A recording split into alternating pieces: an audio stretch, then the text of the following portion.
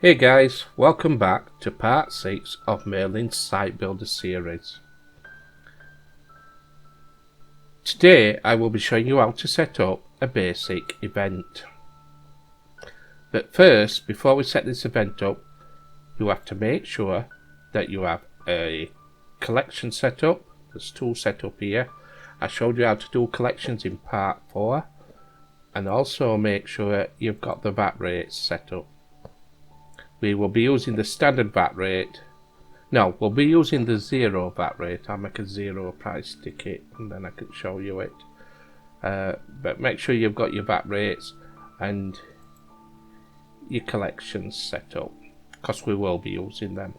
So, using the left hand config menu, go into admissions and click events, or you can just click this for the very first time. It just does the same thing.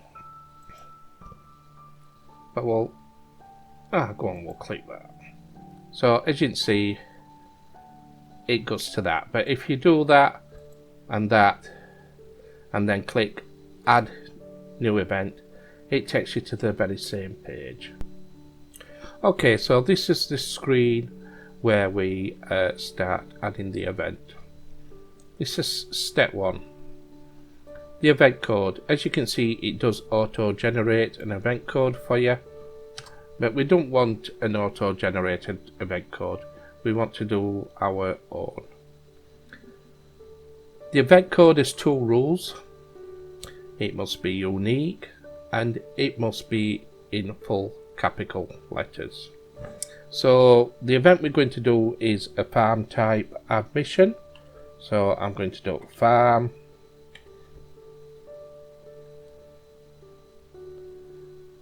and then general for general entry, and E for event, and O1. That to me makes more sense as the type of event I'm going to do. Okay, and we'll call the event down on the farm.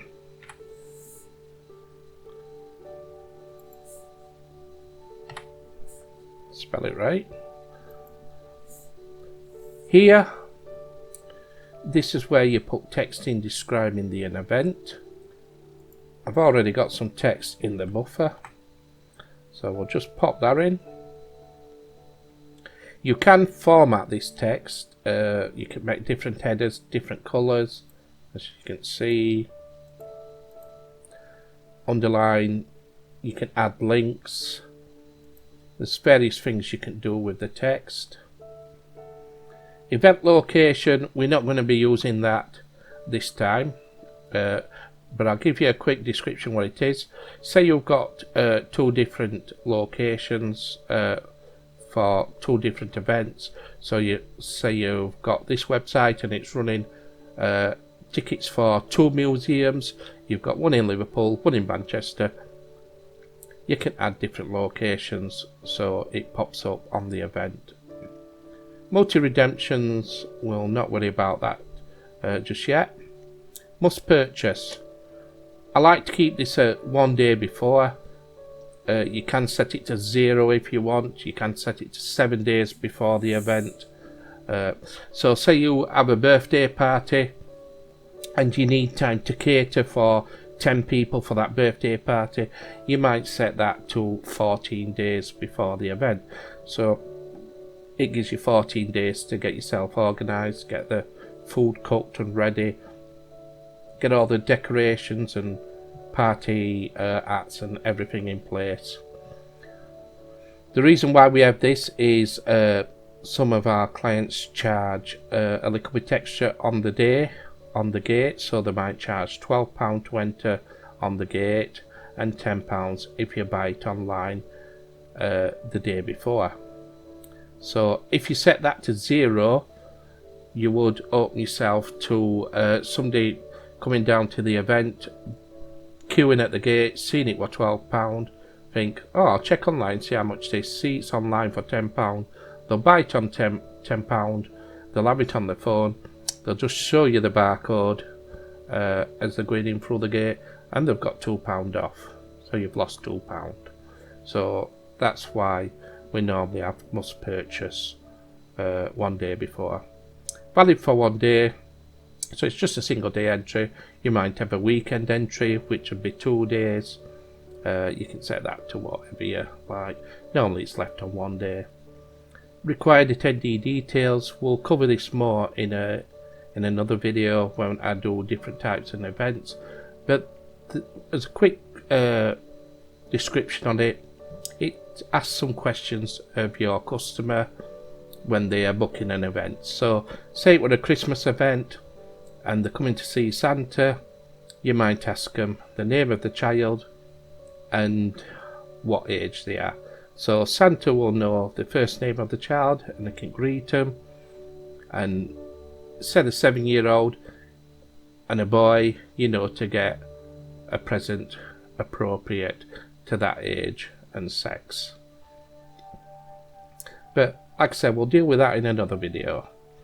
Right, so image, we're going to select an image. Please note that these are maximum size.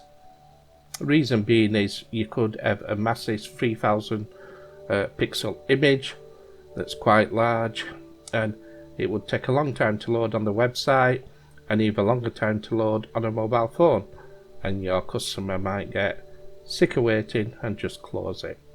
So we do try limit it.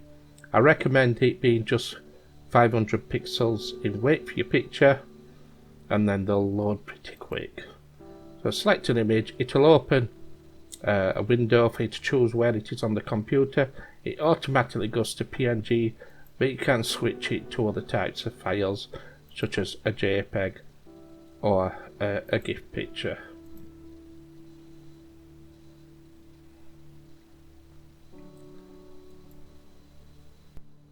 Okay, so we're going to step 2 now. You click to add a ticket, and step 2, it will ask you for a ticket code. Again, it's a code, so unique rules apply and capitals apply.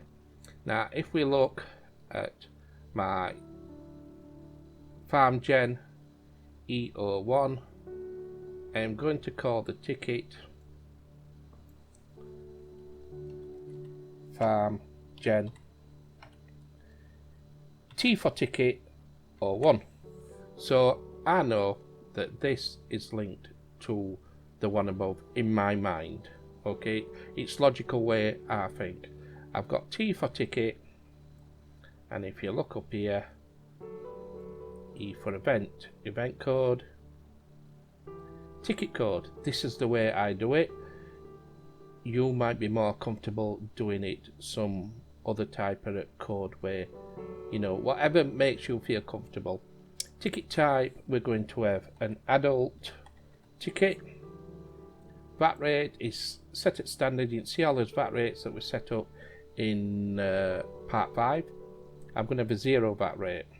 Okay, it's very easy to change the price. You could just say £10 a ticket. Okay, booking fee and gift aid price, again we'll cover in another video. Members only we'll cover in another video. Right, redeem code. Okay, there's 3 types of code that you need that is very important to set the event up. You'll need an event code, a ticket code, and a redeem code. So I'm just going to copy that. I'm just going to paste that in there. I'm just going to make sure that's same. Right, so redeem code. So I don't know whether you guess what I'm going to do. I'm going to change the T for ticket, and I'm going to make it R for redeem. So we've got E for event. Scroll down please. T for ticket and R for redeem. Head count adult is going to be 1. So say that were family of 4, you'd have an head count of 4. I'm going to have it display order 1. I'll show you how that's important as we go along. And I want it to be online. So if you didn't want this ticket to be online, you just untick that. Save this ticket. Okay, let's add another ticket.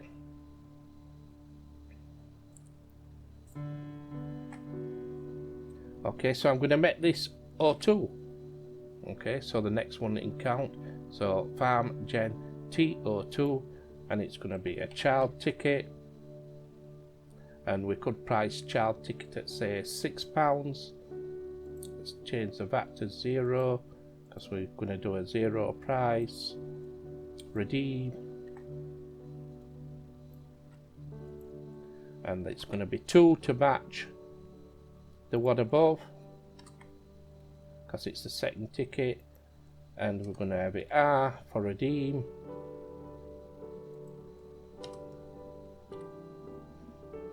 Head counter 1, and it's going to be display order 2, so that means it's going to go under the adult ticket. Save this ticket, and you can see both your tickets there. Now let's go on to add some days. So this is step 3, your session times. Description, I usually leave this blank. Whatever you put in there will appear on the ticket. Okay, but I usually leave it blank. There's not much need to put anything in there unless you really want to. Start date. Okay, so let's have the start from next Monday, and I'm going to have it run for 2 weeks, and I'm going to have the start time at 10 in the morning, and we're going to finish at 4 in the evening. We don't work Sundays, but I'm going to open the farm 6 days, so Monday to Saturday. Sundays day rest. I'm a big farm, so I can fit 500 in. Let's just change this to be consistent. Available online, yes. Save the time and date. Okay, so that's step 1 complete, step 2 complete, step 3 complete. Add your event to a category. Now if you do not add your event to a category or / collection, whatever you want to call it, it will not show up on the website. So this part is very important. So you click that. It's already picked events for us. These special events that I added earlier, but we'll keep it on events and click that, and it's added to it. And then we're going to publish the event. Okay, let's go have a look at it.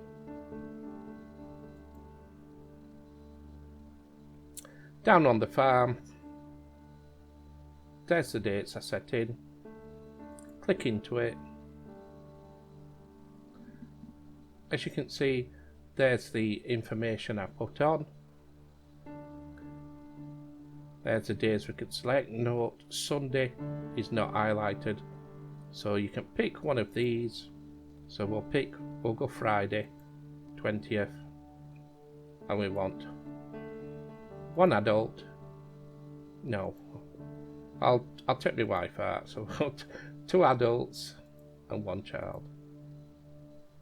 And that's the event really set up. Your customer will press process to next step. Here they have chance to remove the tickets if they want to. If you do discount codes, you can have a discount code in there.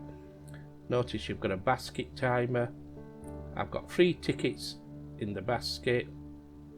It will ask me to log in.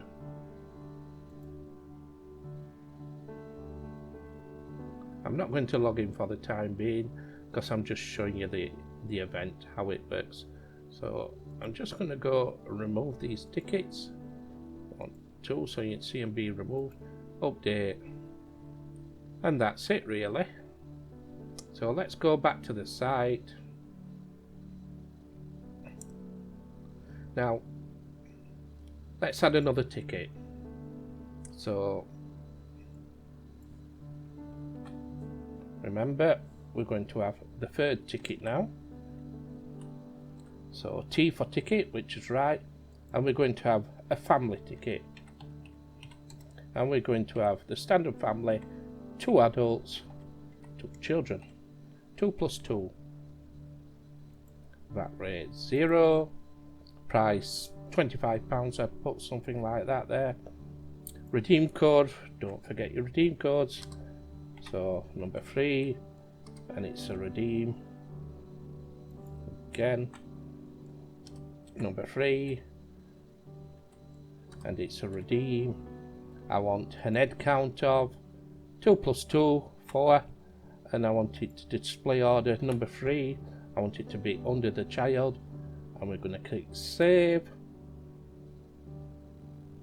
You can see them there. Check, you can make sure they're all T. If you wanted to click into edit them, you can click them and go back and look at them if you want. Let us save the event. Let us go back to the event. Let's refresh the page. Let's click into it, and we should be able to see the family ticket. Okay. Back to the front page. Now, click into the event. Here we go to edit the event. Say you wanted to put an extra week on. So you'd go to the end date and you'd increase it to an extra week. Save this session. Save. Let's go look at the event. We should show 3 weeks now. So 1, 2, click there, and it goes into the 3rd week. Simple as that. The event will expire on the last day of this session. So on the 5th, you won't see it on your website. It will expire. The reason it's going to expire is because they must purchase 1 day before. So it's the good showing it on this final day because they can't purchase any tickets. But if you change that to 0, it would show on that last day.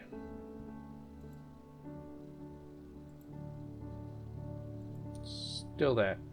Now, say your farm got flooded, okay, and you think, oh, we need to shut. So what you just do is go into the event, click unpublished, go back, refresh, and it's disappeared. Okay, it's down in the unpublished events. If you did want to republish it again, okay, just click in, click published, recheck, and it's back there again. So as you can see, if you follow the steps, each step 1, 2, 3 and 4, then you won't have any problems entering an event. I think it's very easy and it's quite logical to do. I hope you've enjoyed watching. I hope you've learnt something. If you have, please hit that like button and don't forget to subscribe so you can continue watching the rest of the series. I will go into detail with some different other type of events, multi-session events, multi-days, single days. We'll do all different types, and then when you're trying to learn how to set an event up, you can look at different events and target one that's nearest to your event.